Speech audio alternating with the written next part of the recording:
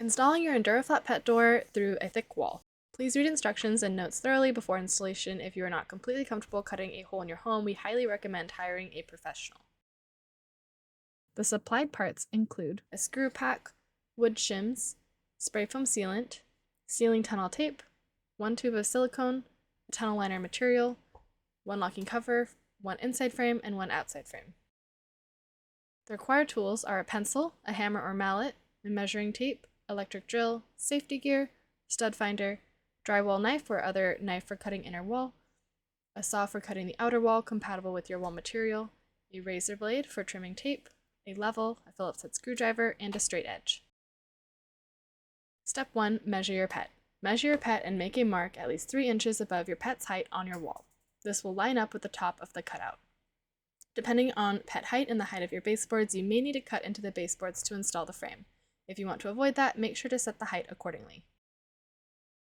Step 2. Prepare wall for installation. Find a location clear of plumbing, electrical, and other obstructions. If you have stud construction, choose a spot against one stud when possible. Once you find the stud, you can open a small area of the wall next to the stud that is large enough for you to feel around. You can double check for any plumbing, wiring, studs, or additional bracing that is in the way.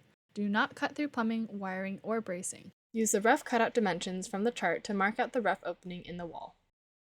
Make sure your lines are level. This cutout will leave space for the included tunnel material.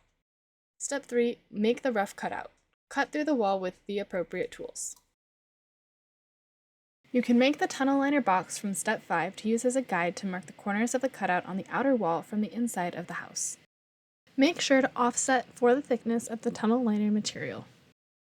In some cases, you may have to cut and brace a stud. See local building codes to ensure this is done properly.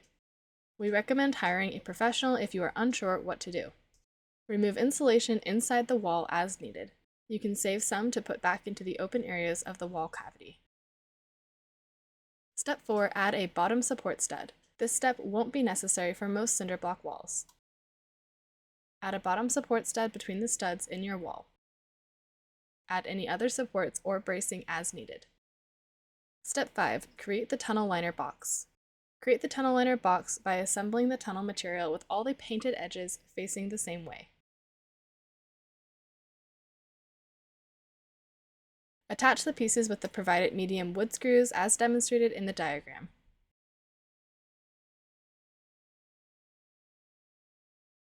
Pre-drill the holes to avoid splitting the plywood. Step 6. Draw a cut line on tunnel. Slide the tunnel box into the opening until the inside of the box is flush or slightly inside the surface of your inner wall. Mark a line all around the box at the outer wall. Remove the box from the wall. Relocate the tunnel box screws so they are all within the usable area of the tunnel. Cut off the excess tunnel material. Cut just inside your line to make sure the tunnel does not end up sticking out of the wall after installation. It should be flush or just inside the wall surface on both inside and outside. Step 7. Attach the tunnel liner box. Insert the tunnel liner box into the rough cutout opening. Use the provided shims to get the tunnel level and square.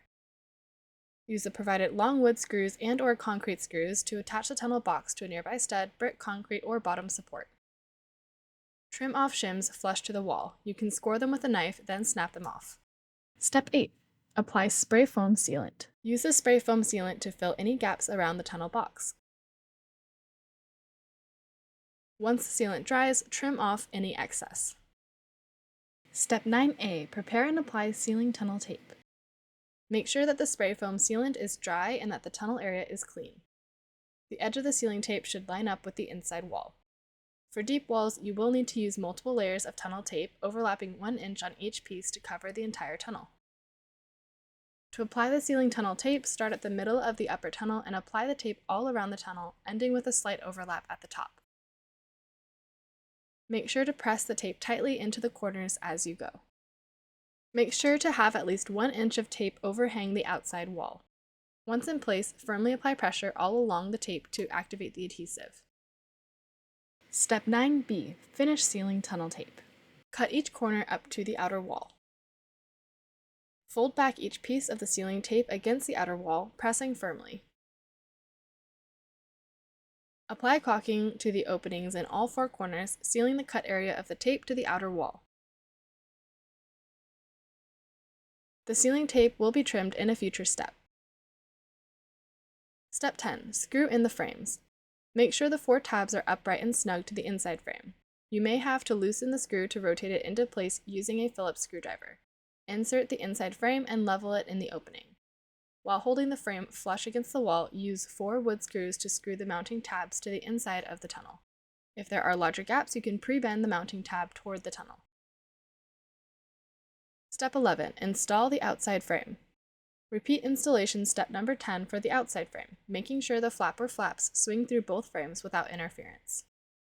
Step 12. Seal the inside frame. From the outside, apply silicone in the tunnel around the sides and bottom edges of the inside frame. This will seal the tunnel tape to prevent water intrusion. Step 13. Seal the outside frame. Use a sharp razor blade to trim off any excess tunnel tape that is sticking out past the outside frame on all 4 sides.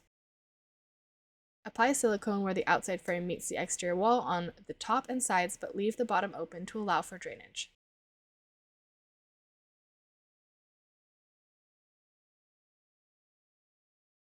And that's it! You've installed your Endura flat pet door through a wall.